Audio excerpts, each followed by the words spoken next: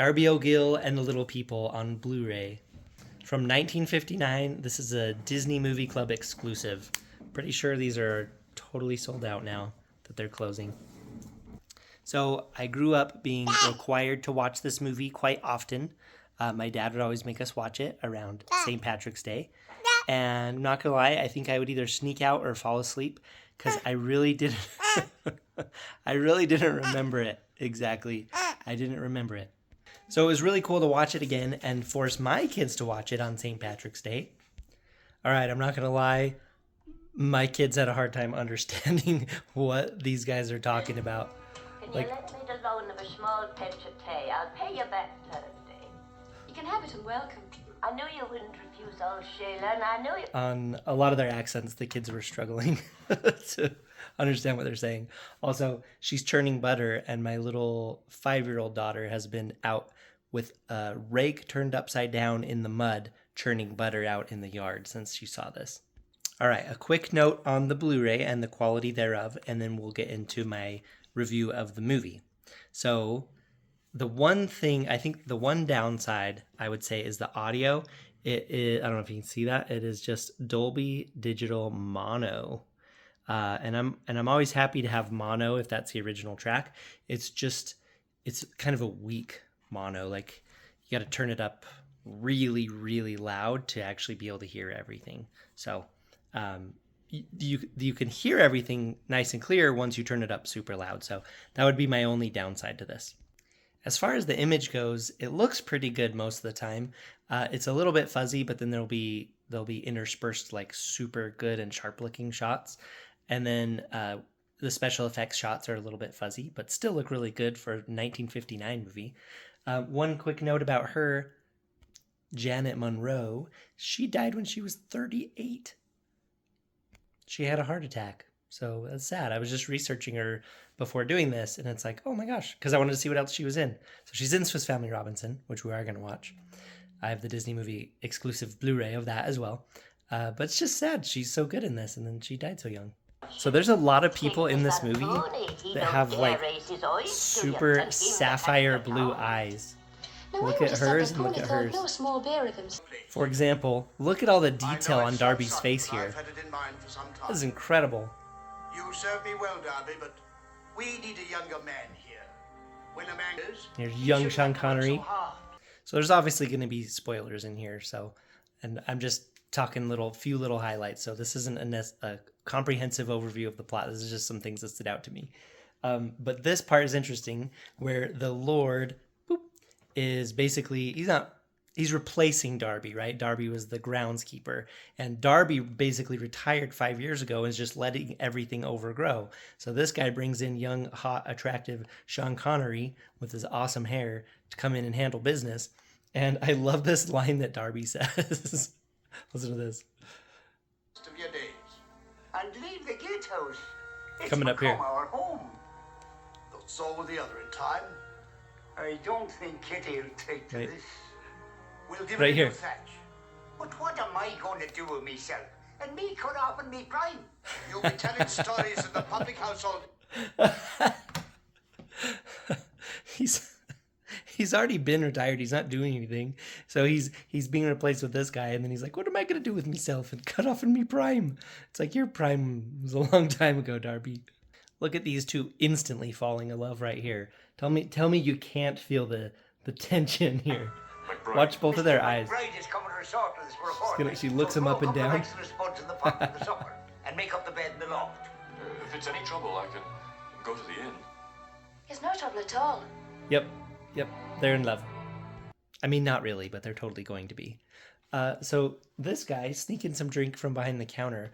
My 8-year-old son, while we were watching the movie, kept asking, who's the bad guy of the movie? Who's the villain? And it's like, no, this guy is selfish and kind of a jerk, but he's not a villain. And then someone else does something and someone else does something, and it's like, no, he's not really the villain.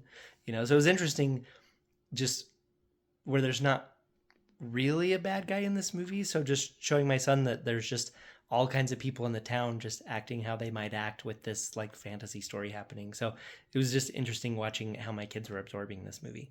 So this movie has like beautiful sets, beautiful scenery, awesome old Irish town stuff. But then there's this really weird special effect that stood out to me. And it doesn't happen every time they ride horses. So you have the Lord riding up on his carriage, but you can tell that him and his carriage and the background are not in the same place. He's been optically put over there, so you can kind of see through him a little bit. Look at this. Kind of crazy. Here he comes. Look at that. Smile, me darling. Look at that. You can see through him. Smile, me darling. Did you see that? You could see, like, especially if you look like right here and up, you could see the line behind him and the stuff in the background wasn't moving. So I'm not sure what they did or how they tricked us into believing they were there or what. But I mean, there's some fake sets, like the ruins obviously are fake, but the town seemed real enough. Maybe it's just a backlot. Actually, come to think of it, those could totally be the hills in Southern California around all those backlots. So these big little effects, like showing big people and showing little people together, they hold up really, really well. Like the Lord of the Rings movies, I think, are the gold standard when it comes to showing different sizes of people. But look at that. It looks great. And throughout this whole movie, almost every single shot is very believable with the little people and big people in the same shot. And I was very impressed that it held up, and my kids at no point were they like, oh, that's not real. Like they were completely absorbed, even if they couldn't understand all the accents. So interesting, these guys, Darby getting him super drunk on here. Had some interesting conversations with my kids about people drinking until they're totally inebriated. Look at this little miniature King Brian. It works good. Look at that. I can't believe he puts him in the sack and puts him in there. That would be so stifling. And here is one of the absolute highlights of this movie. Young Sean Connery singing. Oh, she's my dear, my darling one, her eyes so sparkling full of fun. Oh. So my son thought that sounded like Bing Crosby from the Legend of Sleepy Hollow, the Ichabod and Mr. Toad movie. So I mean, if my son mistakes Sean Connery's singing voice for Bing Crosby's singing voice, I'd say he's doing something right. This movie uses a lot of blue light, like in the nighttime. I'm sorry, but obviously this is just a soundstage. And I can't make an exception, not even for... But look at the blue light on everything. Like it's just like bright blue light. And I feel like even inside shots, like if you look at their hair, like anything reflective, they'll just be blue in it. So I thought that was interesting. I think it's not so much with like the Blu-ray, but I think it's just the way the movie was filmed. I think they just used a ton of blue light. All right, another quick note on the Blu-ray. I think this must be a 2K scan and not a 4K scan because there's just not as much detail that a Blu-ray could show. I know that it's a very old source, but I think it's also must be an old scan of the movie.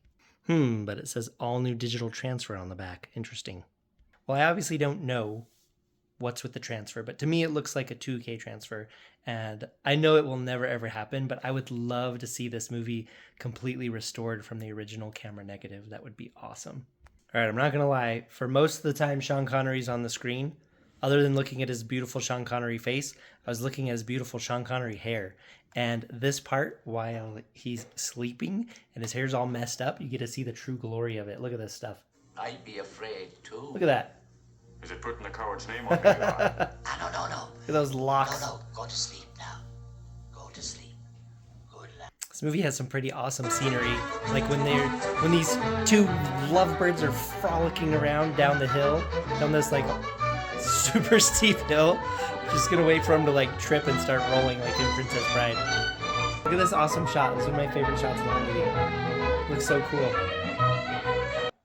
Okay, so I'm not gonna lie, I completely forgot about the Banshee part until Adam, my subscriber, reminded me of that it traumatized him for his whole life.